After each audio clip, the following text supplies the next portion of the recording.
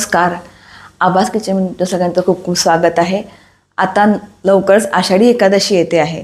त्यासाठी मी तुम्हाला आषाढीनिमित्त एक छानसा पौष्टिक गोडाचा पदार्थ दाखवत आहे. त्यासाठी आपण साहित्य बघूया. हा एक गोडाचा पौष्टिक असा लाडवाचा प्रकार आहे. आपल्याला लागणार आहे 2 वाटी राजगिऱ्याचं पीठ, 1 वाटी बारीक किसलेला गूळ, अर्धी वाटी सुकं खोबरं, अर्धी वाटी ड्रायफ्रूट्स याच्यामध्ये काजू आणि बदाम घेतलेले आहेत, अर्धी वाटी खारकेची पावडर, 1 वाटी तूप, खसखस 1 चमचा, जायफळ पावडर 1 चमचा. आता कढईमध्ये मी खसखस भाजून घेते आहे, जेणेकरून खमंगपणा लाडवाला आपल्या यायला हवा म्हणून. खसखस आपली भाजून झालेली आहे, ती बाजूला काढून घेऊया. काजू आणि बदाम हे भाजून घेऊया. हे भाजून झाल्यानंतर ह्याची आपल्याला पूड करायची आहे, जरा गार झाल्यानंतर. आता सुकं खोबरं भाजून घेऊया. आता हे खोबरं भाजून झालेलं आहे. ड्रायफ्रूट्स आणि सुकं खोबरं हे दोन्ही गार झालं की मिक्सरवरून मी बारीक करून घेणार आहे. असं मी का करते आहे तर हे लाडू आपल्याला लहानांपासून अगदी ज्येष्ठ नागरिकांच्यापर्यंत खाता यावेत म्हणून. कढईमध्ये तूप घालते आहे मी. साधारण हे 1 वाटी तूप आहे.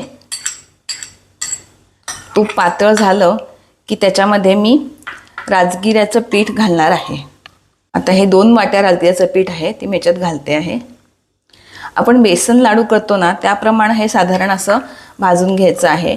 पण बेसन लाडवाच्या वेळेला आपल्याला ना जास्ती भाजून घ्यायला लागतं.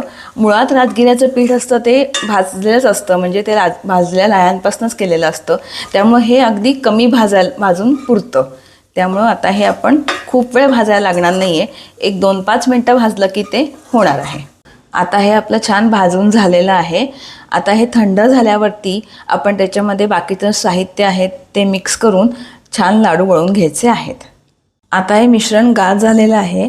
त्यात आता आपण एक पदार्थ घालत जाऊया. त्यांना खारीक पावडर घालूया, ड्रायफ्रूट्सची पावडर. मी भाजून का घेतली होती ही, थोडासा खमंगपणा त्याच्यामुळे वाढतो म्हणून. आणि ही सुक्या खोबऱ्याची पण मी पावडरच केली आहे, ती पण अशीच ह्याच्यामध्ये आपण घालूया. आता जायफळ पावडर, खसखस आणि आता हा बारीक किसलेला गूळ आहे तो आपण घालणार आहे. गूळ आपल्याला कमी लागतो ह्याच्यामध्ये, कारण थोडंसं आपल्याला खारीक पावडर असल्यामुळं त्याचा गोडवा आपल्या लाडवामध्ये येतो. त्यामुळं गूळ साधारण आपल्याला 1 वाटी लागणार आहे किसलेला.